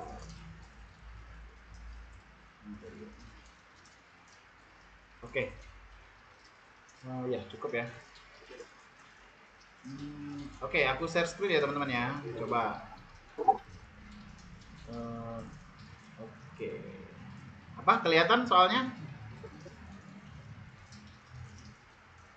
Gimana? Kelihatan kurang besar? Kelihatan. Ya. Oke, silakan kalian baca, bantu jawab. Silakan taruh di kolom komen apa jawaban kalian. Ini soal manajerial kan, Tin? Iya, Bang. Oke, sip.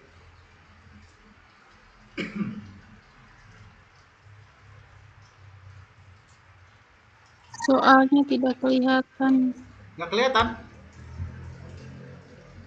Kelihatan, Kak. Gue gedein lagi deh. Nggak kelihatan soalnya. Bentar. Iya nggak?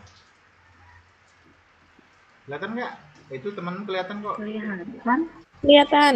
Nah ya, teman-teman bilang rata-rata jawabannya nih B nih. Coba ya, aku baca ya. Anda bekerja di sebuah perusahaan di mana Anda mendapati bahwa seorang kolega sering mengabaikan kebijakan etika perusahaan dalam berkomunikasi dengan klien, termasuk memberi informasi menyesatkan untuk mendapatkan keuntungan. Weh, negatif sekali orang ini. Anda merasa tindakan ini merusak reputasi perusahaan. Apa yang Anda lakukan? Hadapi kolega tersebut secara langsung, mengingatkan mereka tentang kebijakan dan etika perusahaan dan dampak negatif dari tindakan mereka. Kita menawarkan dukungan untuk praktik yang lebih etis. Wah, jawaban A ini positif sekali ya. Yang B, mengabaikan situasi dan fokus pada pekerjaan Anda sendiri, berharap bahwa tindakan kolega tersebut. Kalian jawab apa? B? Wah, sudahlah. Sudahlah kalian, sudah.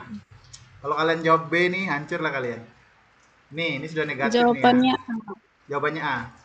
Ini negatif. Kemudian ada kata berharap. Ini iya jangan ada pilih. berharap. Berharap itu cuma pendapat. Harapan. Melaporkan perilaku tersebut pada atasan Anda. Nah, ini boleh sebenarnya. Tetapi Mulai dari diri sendiri. ada sesuatu yang syarat nih. Ini ada syarat nih. Memberikan bukti dan menjelaskan potensi dampak ketidaketisan terhadap perusahaan. Mengumpulkan informasi lebih lanjut tentang kolega tersebut dan membahas masalah ini dengan rekan kerja lain. Mencari tahu apakah Anda ada yang merasa sama dan berencana untuk mengambil tindakan bersama. Kalau ini kesannya provokatif ya. Ya? Iya. Ini berencana mengambil tindakan bersama. Iya, Ini provokatif nih, mengajak orang menghakimi orang lain ini jangan dipilih nih. Ini jangan dipilih nih ya. C sama D D jangan dipilih, yang B juga jangan dipilih. Kenapa? Ini negatif, langsung aja dieliminasi teman-teman. Jangan diambil. Ini eliminasi ya. Pokoknya yang saya tanda-tanda ini dieliminasi. Nah, jadi jawabannya itu antara A dan C sebenarnya. Kalau di soal ini, posisi Anda itu sebagai apa? Rekan kerja. Kolega itu dipahami adalah rekan kerja ya. Kolega itu apa? Rekan kerja. Rekan kerja ya teman-teman. Kemudian seringkali mengabaikan kebijakan. Teman Anda ini kenapa sih? Dia ini tidak mau ikut aturan gitu. Tidak mau ikut aturan saat dia sedang melayani klien gitu. Saat dia sedang melayani, dia tidak ikutin aturan. Aturan apa? Kebijakan etika. Dia melakukan apa? Memberikan informasi yang menyesatkan untuk mendapatkan keuntungan pribadi. Biasanya yang kayak gini-gini nih sales teman-teman ya. Biasanya sales. Saya dulu pernah kerja jadi sales. Dia ngejar bonus tapi dia mengabaikan etika gitu ya. Oke teman-teman, jadi Anda merasa, oke perhatikan baik-baik, ada kata merasa. Merasa ini teman-teman, ini nih sebuah perasaan yang dimana hal-hal ini nih bukan suatu kata kerja gitu teman-teman. Jadi ini kata sifat ini. Hati-hati, tindakan ini dapat merusak reputasi perusahaan. Jadi dia cuman perasaannya aja bilang bahwa ini nih dapat membahayakan perusahaan gitu. Oke, terkait dengan apa yang Anda rasakan tersebut, ya, kalau sudah ada jelas pelanggarannya baru dilaporkan. Ini pasti poinnya 3 nih. Kalau ini poinnya 4. Kenapa? Kuncinya ada di mana, Dek? Kuncinya itu ada di sini. Nih. Nih kuncinya. Nih. Nah, ini saya bold nih. Ini ada kuncinya. Kolega, rekan kerja. Jadi posisikan diri sebagai kolega atau rekan kerja. Kemudian ada kata di sini. Apa kuncinya lagi yang lain? Tidak ada pelanggaran yang berdampak besar. Ini kan Anda hanya merasa nih. Merasa. Kalau kita masih cuma rasa-rasa aja, belum ada pelanggaran yang sesuai, jangan dilaporkan ya. Dan Ini hati-hati, ini sering menjebak soal ya, kayak gini nih, mudah tapi menjebak. Oke, ada tanggapan dari Murtini atau teman-teman yang lain kalau ada yang masih bingung? Kalau saya sih memang sebenarnya di abang, tapi itu kemarin ada teman yang ya berdebat lah kita bang Berdebatnya antara gimana? C dan A. Itulah dia bilang mereka berfokus itu kenapa C mereka itu kekeh dengan kata seringkali. Nah, mereka beranggapan bahwa kalau sudah sering berarti sudah harus dilaporkan Oh gitu. iya Tapi iya. kalau saya di situ pandangan saya karena di sini kita masih merasa belum di soal itu tidak ada menjelaskan bahwa si teman kita ini sudah melanggar gitu. Iya iya. Jadi masih ke A. Pokoknya gini ya, ini seringkali ini adalah sebuah jebakan Batman atau trap. Kalau yang main Mobile Legends ini jebakan Selena nih, teleknya Selena nih sini nih. Kenapa saya bilangnya jebakan? Karena coba perhatikan di sini. Satu, posisikan diri Anda di dalam soal sebagai apa. Kemudian di sini ada kata merasa. Perasaan itu bukanlah sesuatu hal yang pasti, tidak berdasarkan fakta. Nah, walaupun Anda mengetahui hal ini dari kata seringkali, tapi posisi Anda di situ sebagai apa? Apakah ini berdampak dengan perusahaan? Ini kan masih ada perasaan yang Anda merasa gitu. Kalau di sini kalimatnya ya, tindakan kolega Anda itu berpotensi merusak reputasi perusahaan karena klien telah dirugikan. Nah, itu langsung dilaporkan gitu, teman-teman. ya. Oke. Bagaimana Beruntunglah kalian dengan yang ikut memberikan pamit ini ya. bukti, Bang? Gimana? Yang memberikan bukti. Gimana? Jadi C itu. Gimana? Ada yang mau bertanya? Dia melaporkan Mengabaikan. di option C, akan itu melaporkan perilaku tersebut kepada atasan dan memberikan bukti. Itu bagaimana, Bang? Mengabaikan apa tadi? Situasi?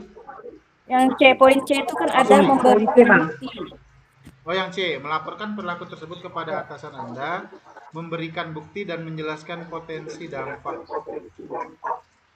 Nah, tapi kalau yang C ini, kenapa kalau kalian jawab ini poinnya 3 enggak 4? Di sini nih ada nih. Ini ya, tadi kata kuncinya itu di sini. Anda merasa. Ini masih perasaanmu nih. Walaupun kamu memberikan bukti, ya kan?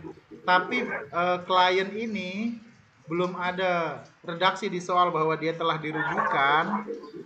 Jangan, itu enggak sesuai soal. Ada nggak di sini tulisannya klien telah dirugikan? Ada enggak? Nggak ada toh? Nggak ada. Hanya kecohannya tuh di sini, Nade. Kecohannya ini. Seringkali, kemudian apa? Ini nih. Itu merusak reputasi juga, Bang. Ini menyesatkan ini. Ini adalah pengecoh yang paling jahat ini di sini. Nih, memberikan informasi menyesatkan dan mendapat keuntungan. Ini mengecoh kalian nih. Ini. 1 2 3 nih. 1 2 3. Aduh. Ingat loh, posisi kalian ini rekan kerja loh ya, bukan direktur atau kepala tim. Kalau ketua tim kamu boleh melaporkan ini, tapi dengan syarat lagi kalau ada di sini fakta di soal bahwa dia sudah berdampak besar merugikan perusahaan. Kan lagi-lagi sudah pernah tuh saya jawab pertanyaan di grup.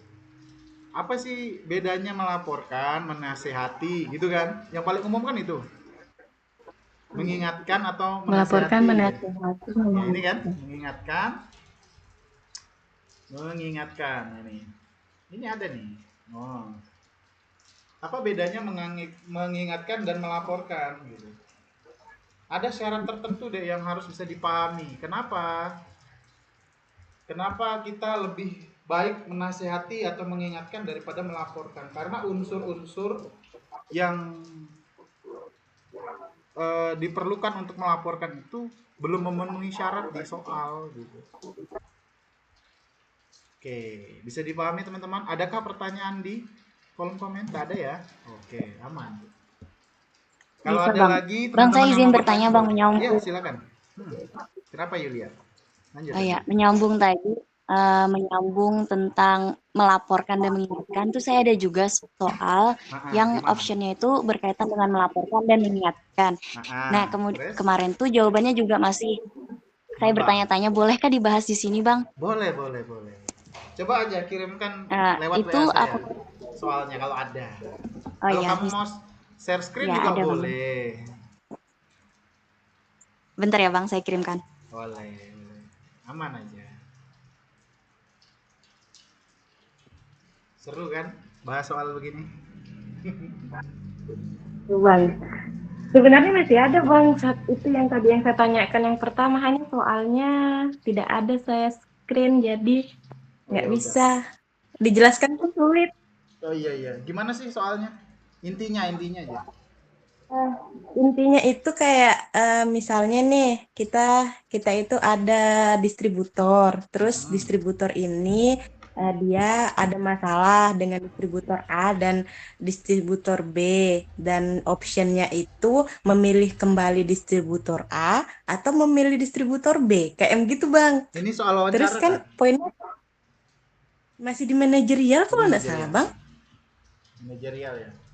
Jadi ada sebuah distributor yang punya masalah dengan dua distributor gitu. Dua-duanya distributornya bermasalah. Yang satu itu tentang dia bermasalah di kualitas tapi pengerjaan cepat kalau nggak salah. Terus yang bagian B itu dia pengerjaan lambat tapi kualitasnya bagus. Nah di optionnya itu ada A, ada B itu ada. Terus C-nya itu kayak ada option lain, D-nya juga ada option lain. Nah ini kita berfokus di option A, B itu atau C, D-nya juga. Nah kemarin saya sempat berfokus di keempatnya. Terus saya jawabnya selain option A, B. Tapi dia nilainya rendah. Terus yang berikutnya saya coba option A, B. Nilainya antara 3 dan 4. Itulah saya bingung. Oh, yang A sama B tadi? Kita memilih option sesuai soal atau bagaimana? Tapi itulah ngambang jadinya Bang, karena enggak ada soalnya, saya lupa Ada ini screenshot. enggak di pembahasannya dijelaskan nggak kenapa jawaban yang poin tertinggi itu? Oh ini ya soalnya sudah ya? Enggak. Oh iya. Ini ya soalnya. Iya ya, Bang, di kolom soalnya ada saya kirim di WA Abang berupa gambar, tapi di kolom chat ini saya berupa tulisan. Oke, boleh. Oh ini yang D-nya mana nih? Poin D-nya nih. Poin D-nya. A, B, C. Itu aja kah pilihannya? Hari ini sepulang kantor Bentar. Anda pergi ke salah satu tempat wisata. Oh kayaknya kalau di Google Meet kepotong gitu Bang. Poin D-nya bentar saya kopikan. Coba D-nya aja kirimkan terpisah. Nanti kan bisa ini. Ada tadi. Iya. Oh dia ini gambar ya? Bentar. Iya gambar. Soal dari mana lagi nih? Oh, oke.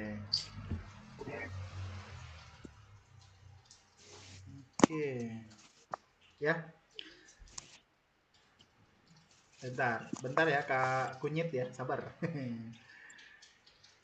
Coba aku masukkan di dulu ya, di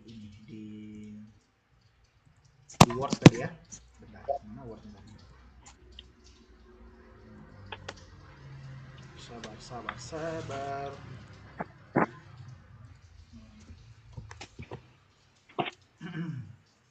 Oke. Ini pertanyaannya enggak terlalu panjang, cuma ada pengecohnya. Tapi sebenarnya masih bisa dikendalikan. Bentar ya. Oke, Kak Devi jawabnya A. Oke, teman-teman yang lain boleh langsung jawab ya. Nanti kita bahas bersama. Sambil nunggu saya share screen lagi, teman-teman yang lain mau jawab silahkan. Diperbolehkan.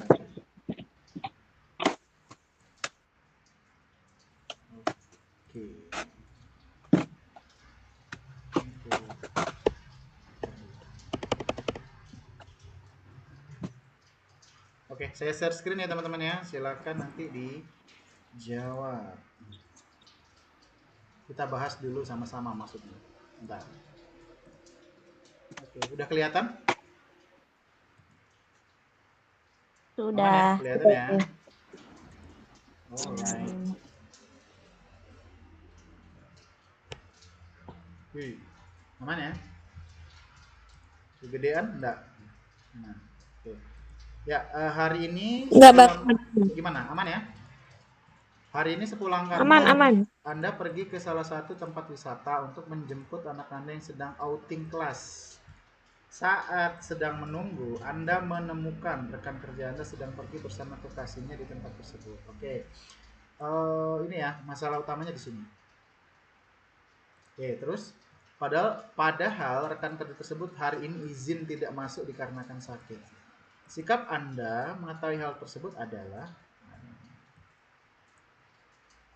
ditanyakan tanggapan kita terhadap atau respon kita terhadap pelanggaran kebohongan yang dilakukan teman kita. Yang A, menelpon atasan dan segera melaporkan hal tersebut. B, menghampiri rekan kerja Anda dan menegurnya. C, membiarkan hal tersebut karena itu bukan urusan Anda. D, menceritakan hal tersebut kepada. Oke, opsi C dan D jangan dipilih ya, langsung saja.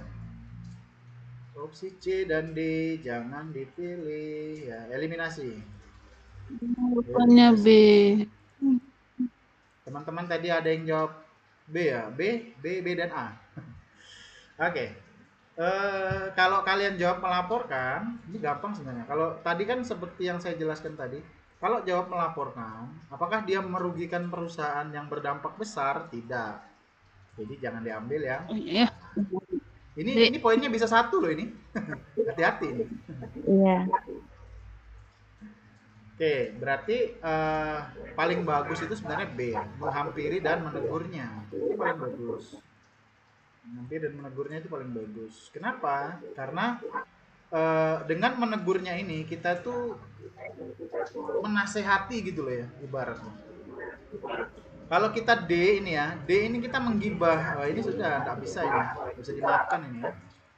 Kalau yang A, segera melaporkan itu relatif ya teman-teman ya. Kecuali dia ini adalah melakukan tindakan kriminal yang merugikan perusahaan, baru dilaporkan.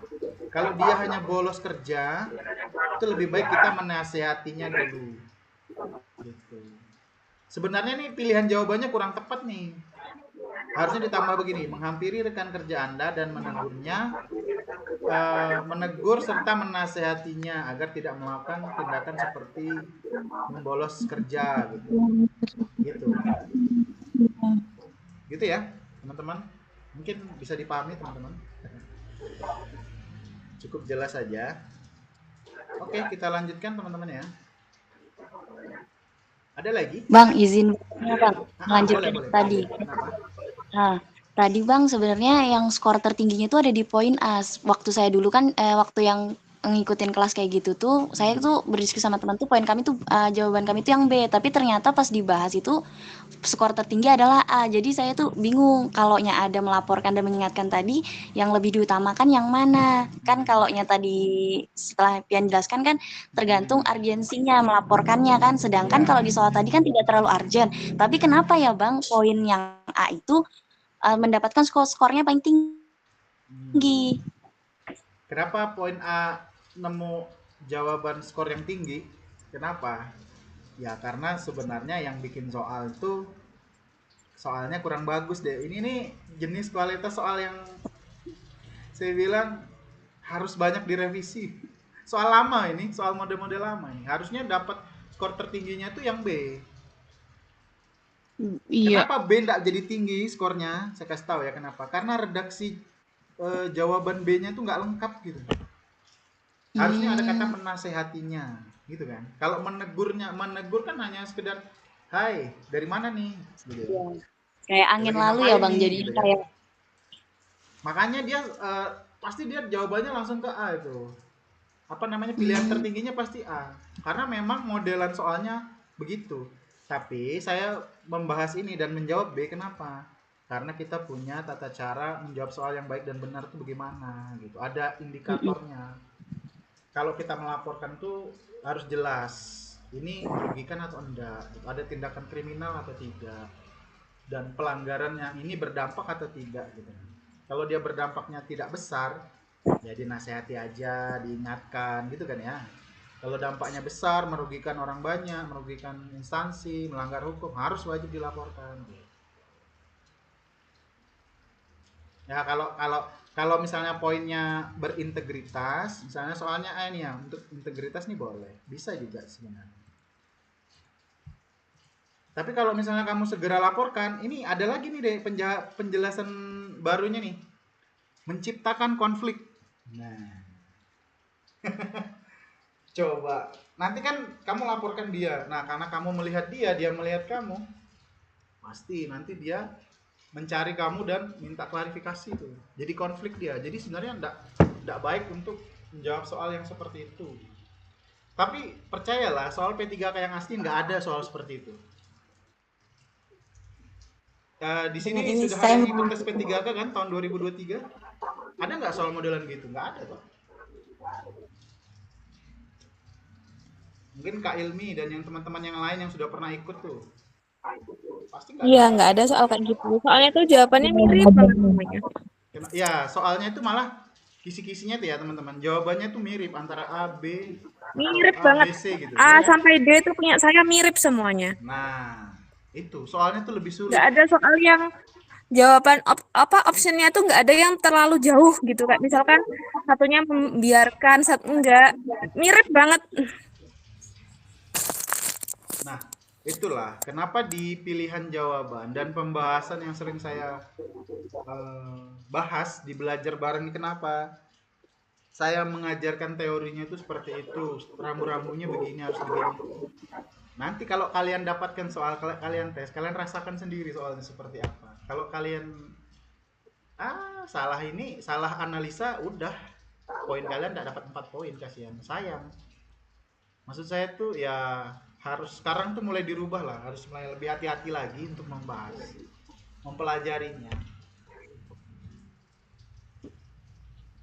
Jadi kalau misalnya tryout soalnya pendek kayak gitu ya, kemudian jawabannya tuh kayak kurang jelas, udahlah, nggak usah sebenarnya terlalu dipusingkan hal yang kayak gitu. Ya, Iya. setuju Bang.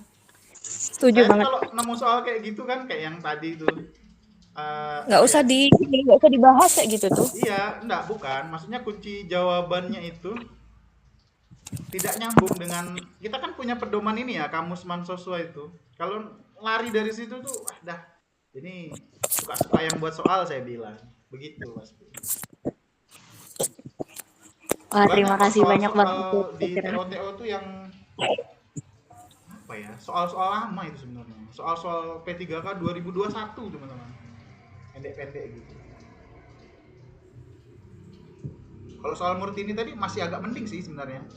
Cuman ini aja sih, kadang-kadang redaksi soalnya yang kurang bagus untuk pilihan jawaban. Ada lagi yang mau bertanya atau memberikan soalnya? Kita bahas, boleh. Masukan buat teman-teman ya, mungkin yang baru, yang mau yang daftar yang ini yang baru, itu cari soal yang kalau misalkan bimbel yang update itu pasti buat soalnya mirip-mirip model kayak Bang Sandi gitu. Jadi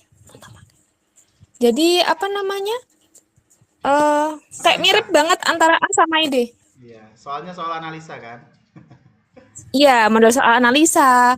Soal-soal ceritanya gitu kayak miripnya Bang Sandi kalau bimbelnya update. Gitu. Kalau misalkan dia belum buat soal yang baru, akhirnya kayak yang itu tadi yang kayak barusan, itu soal lama memang.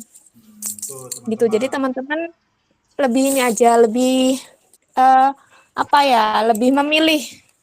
Kalau misalkan bimbelnya nggak update ya jangan gitu aja, biar nggak tambah pusing nanti, takutnya malah kok dapat dari bimbel A ini, bimbel B ini gitu. Itu. Jadi bagaimana supaya nggak pusing memilihnya? Pedomannya satu, Kamus Mansoswa itu yang saya bilang tadi. Itu tuh dari mana kamusnya? Dari BKN. Itu dari pusat itu. Itu 2022 kan 23 tuh saya dapat tuh. Yang model lama tuh lebih kotak-kotak lagi sih. Ada tabel-tabelnya yang dia enggak pakai tabel, Deng. Dia satu tabel tapi penjabarannya terlalu panjang kalau yang lama. Yang baru dia yang kayak yang tadi. Iya, kenapa Kak Meda? Silakan. Monggo Kak Meda. Monggo Kak, silakan. Materinya apakah bisa di share screen, Kak? Materi yang mana? Yang mana ya? Yang pengambilan keputusan. Oh, yang tadi kamus mahasiswa itu? Atau yang Mungkin mana? bisa sambil di-share. Oh iya bentar ya. Sambil di-share. Ya, bentar ya. Bentar Kak Meda ya. Sebentar. Aduh. Oh, ini. Saya share screen dulu ya, sebentar. Kelihatan teman-teman? Nah, ini maksud saya yang jadikan standar yang ini maksud saya. Nih, teman-teman bisa lihat toh. Kak Meda, ada yang mau ditanyakan terkait dengan ini?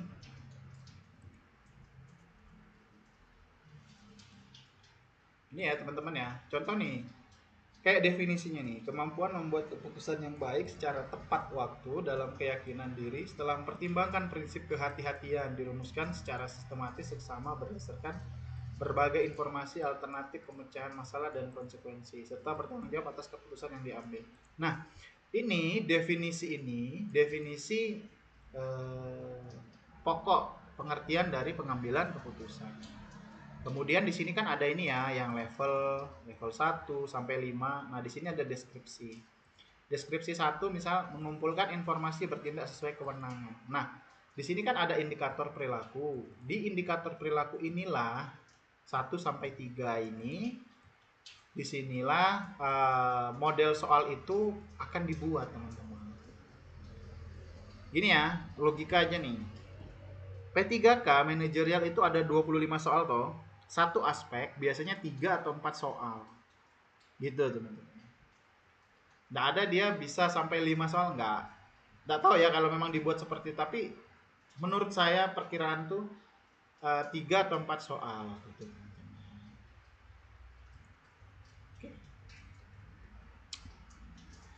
Nah, coba cari aja di Google, ada kok.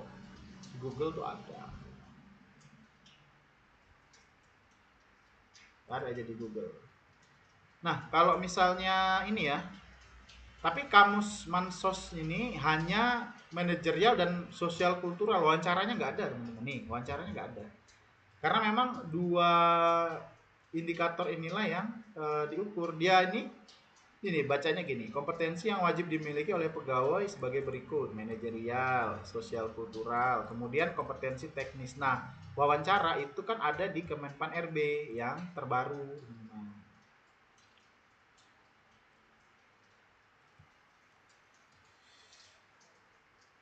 Yang ikut tryoutnya GMI ada tuh, dikasih gratis nih yang ini, nggak usah cari. Kalau teman-teman mau cari nanti ketik aja di situ di Google kamus kompetensi manajerial dan sosial kultural terbaru gitu. Cari aja, ada tuh nanti.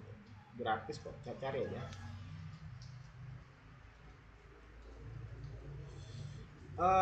Kalau yang wawancara kan gampang lah, maksudnya kita bisa lah memahaminya kan. Di bimbel-bimbel pun ada tuh, integritas, moralitas gitu ya. Komitmen ya kan, kepatuhan. Nggak lari-lari dari situ. Ada lagi yang mau ditanyakan?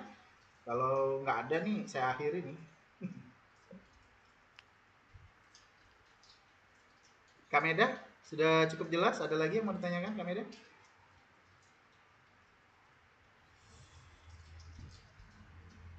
Cukup ya? Oke, teman-teman, gimana? Udah jelas? Ada lagi yang mau bahas soal atau mau bertanya terkait dengan ini, manajerial ya? Hari ini saya rampungkan untuk manajerial ya, teman-teman ya. Besok lusa kayaknya. Nantilah kalau ada waktu saya bahas untuk yang soft school. Kalau enggak sempat meet, nanti saya jelasin pakai video aja. Oke, saya rasa cukup ya teman-teman semua. Terima kasih atas kehadirannya hari ini. Mudah-mudahan ilmu yang dibagikan bermanfaat. Kalau ada salah kata, salah kalimat, mohon dimaafkan. Dan dibantu untuk admin di subscribe YouTube-nya supaya kalian dapat informasi terbaru terkait dengan video-video. Ditunggu ya latihan soalnya, saya sedang buat, nanti saya masukkan video. satu video 2 aspek ya. Jadi ada 10 soal. Oke, terima kasih teman-teman semuanya. Selamat pagi. Sampai ketemu lagi. Terima kasih. Makasih, Bang. Terima kasih banyak, Bang. Ya, sama-sama. Terima kasih, Bang. Terima kasih ya. Oke.